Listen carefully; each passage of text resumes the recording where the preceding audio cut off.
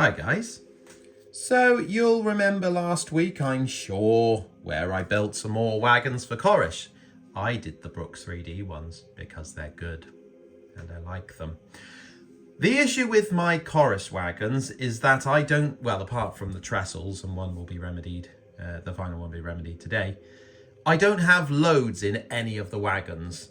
There are plenty going on. This here is what they call the Queen Mary wagon, which is, if you notice the height difference, that was, I think, really used for, hang on, it's coal on the TR, probably coal on corrish. All right, okay, I need to get my books out again.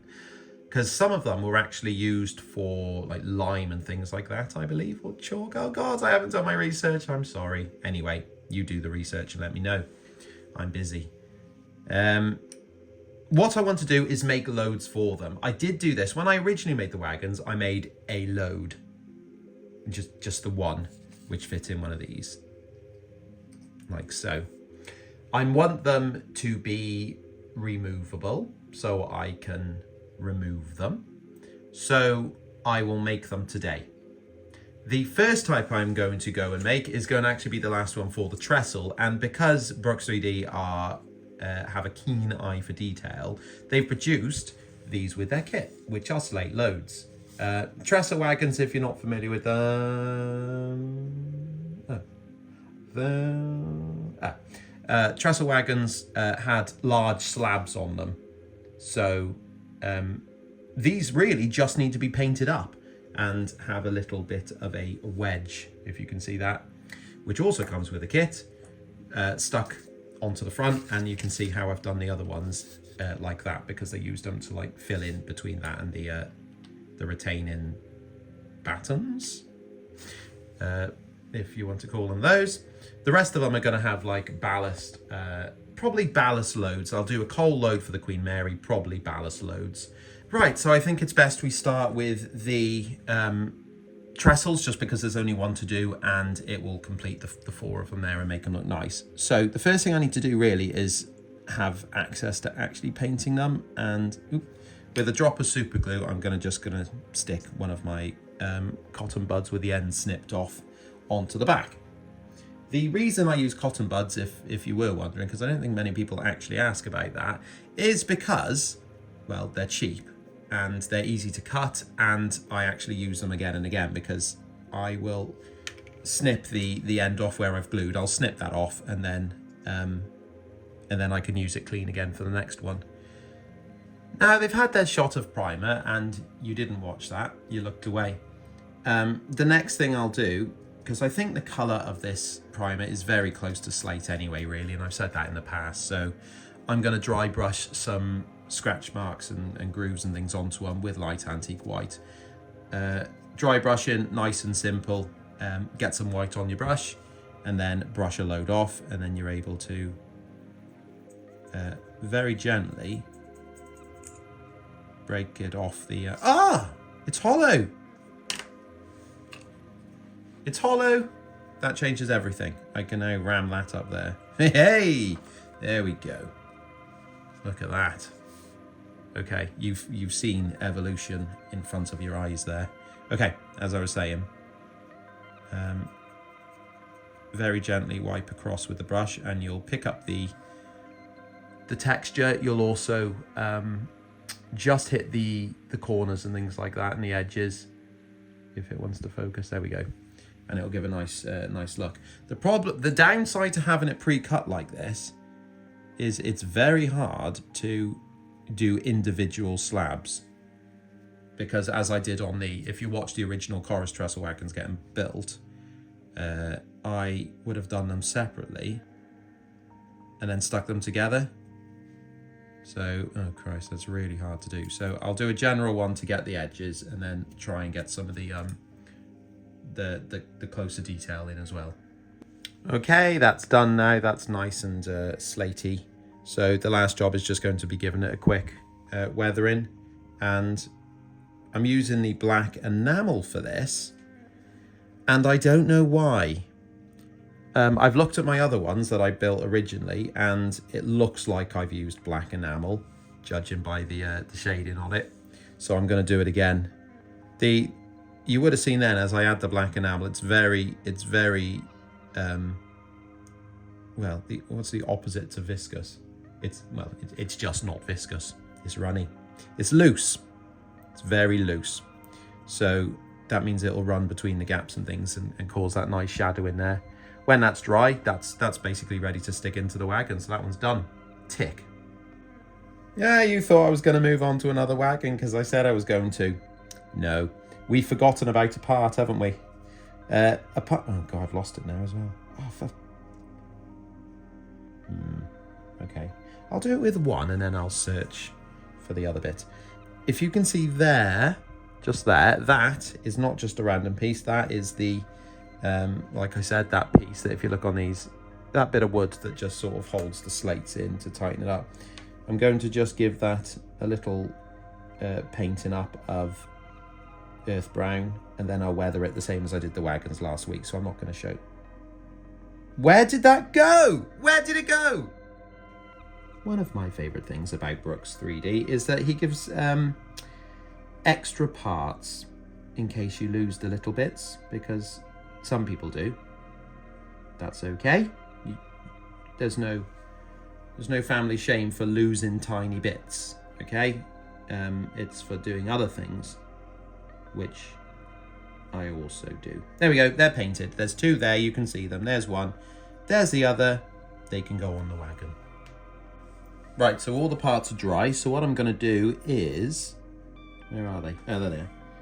Take my little blocks of wood, give it a little dab of glue, and then add them to about the center of the load. There we go. And when that's done, they're all good to go. There we go. Because what I'll do with them is slide them on in there. And there we go. Ah.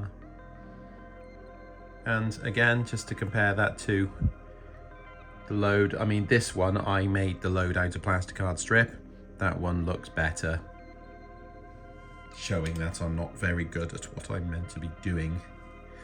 But there we go. Right, the next one are going to be all the opens, and that applies to all the opens, every type, because I think most of them are going to be carrying ballast by the look of the Corris reference books that I've got here. So how I start with these ones is going to be with the blue foam. Now, the blue foam is actually, if you can see the pattern of it, is the offcut of the rocks that I've made for the faces of the rock face of Nantgwernel. So I need to cut these to fit the wagon. What I do is I first cut a strip off the end. It's obviously you can see it's quite random because of the shape of what I cut before. And I start just trimming it to size. So that's about there. So I'll cut down there. And then I cut them in half, and actually you can make two wagons out of this because you want them to be lower than the wagon side. And if I put that in there, oh, well, when it fits, you'll see that it'll fit quite nicely. Okay, so the next job is turning these blue blocks of foam into something that resembles a wagon load a bit more. How I'm going to do that is I'm just going to start trimming parts off, and that's going to be the corners to get a nice rounded edge, like so. And this is a new knife blade, so it cuts through foam without causing any fluff around the corners, which you will get with an older blade, like so. And what I'm doing is, like, these loads are going to be ballast loads, or granite, or whatever you like. So, ballast. So they need to resemble something that looks a little bit like you've just dumped a load of gravel in the center. So there we go. If I stick that back in there, and you do actually want it lower than the wagon sides, because it has to have the ballast glued on the top yet, so it will be taller than this. Right, I've got my nice loads now. So I'll take them out of the wagons because they're all sitting in them, just for, well, just so they feel at home. Like that. And then what I'll do is, oh, there's more, but I got bored of doing that already. I'm going to hold them down and just give them a good base coat of black. It doesn't really matter. Well, it does matter. It needs to be a dark color. You could use dark blue, but you know, if you've got, everyone has black, and black is the best color because this is basically, if you knock any ballast off or coal or whatever you're using, or you see through the gaps, you need to be able to have some sort of dark inner shell, because you don't want it to be glaring blue. That makes sense. There we go. Sorry about that sentence taking so long. Sometimes I do have to think more about what words come out of my mouth than a normal healthy person should. But I've got the diagnosis to prove that's okay. So there we go.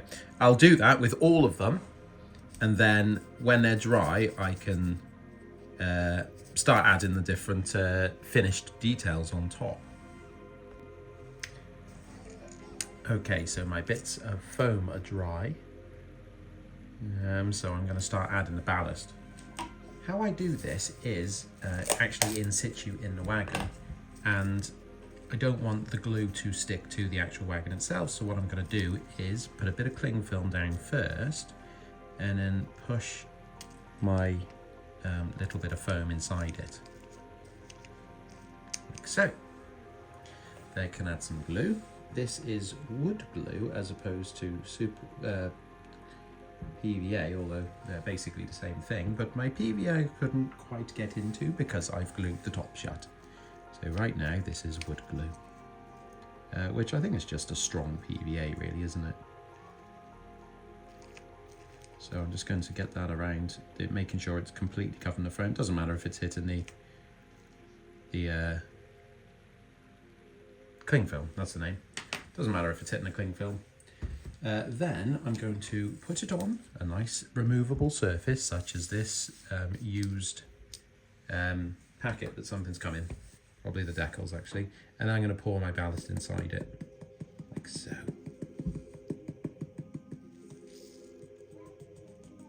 And what that pack underneath is doing is it's just catching anything loose, so I can use it again. Okay, so I've got my wagon and I've got my wagon load, and this is all set now, but it doesn't fit in a wagon because of reasons I can't explain. So I have to just trim the edges down, and that's just as simple as pushing down with a knife and it'll break through because it's only a little bit of ballast. So it's just tidying up those edges. So it's not that I want to weather these down, but it's that I want to give it shadow, and the best way to do that is with a black wash. This is actually the enamel black wash that I use on the figures, and the reason I use that is because, as you can see, the enamel black wash is very good at filtering through the ballast, and what that does is, instead of painting it black, it's giving a nice shadow to it, which actually for ballast gives it like a weight, because I think without it it looks very toy-like. So this just gives a bit of weight and depth, like so. The only one that hasn't just received a black wash is the coal load, and that's because I actually like to paint the coal itself. So instead of using the black wash, I'm just using black acrylic, and what that's going to do is just make sure it's all nice, one consistent colour. It's also, that's okay, that's a 3-year-old dropping a ruler. I wonder what the noise was.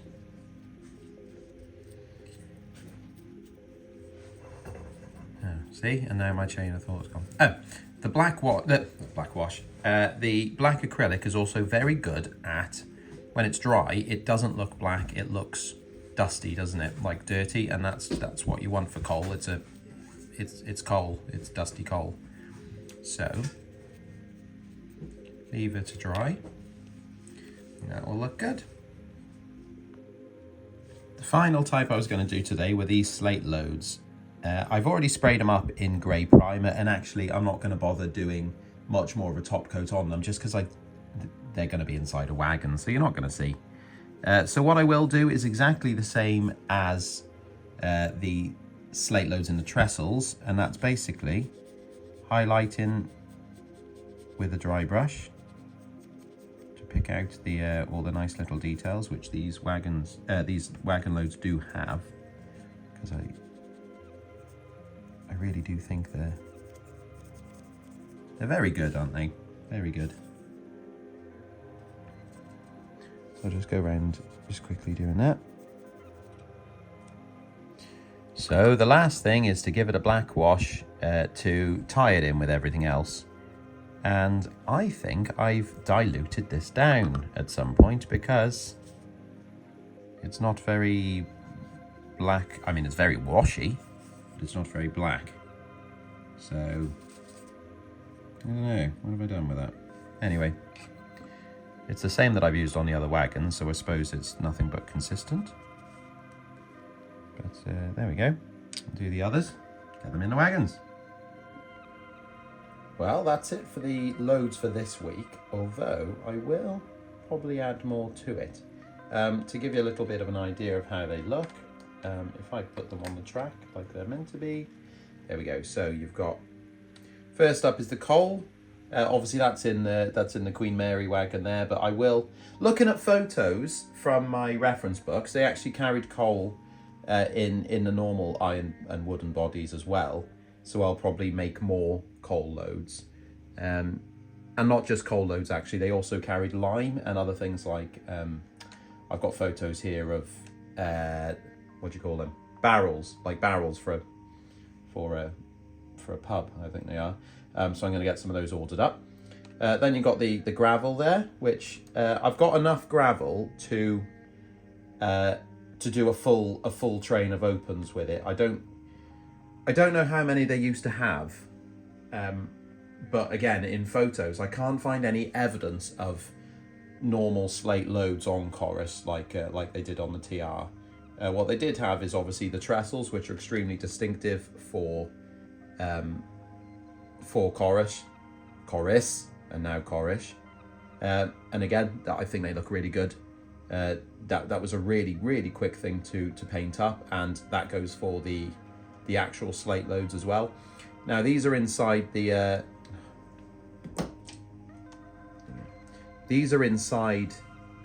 the Dundas TR wagons, and they're obviously designed for Brooks kits, and you'll see a Brooks slate wagon here with one of the others in.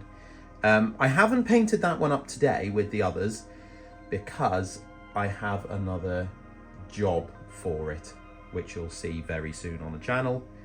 So I need to keep that as it is for now. But yeah, I think, you know, as a whole, it should start to change how I run Corrish, because I've always just had empty wagons, which is fine.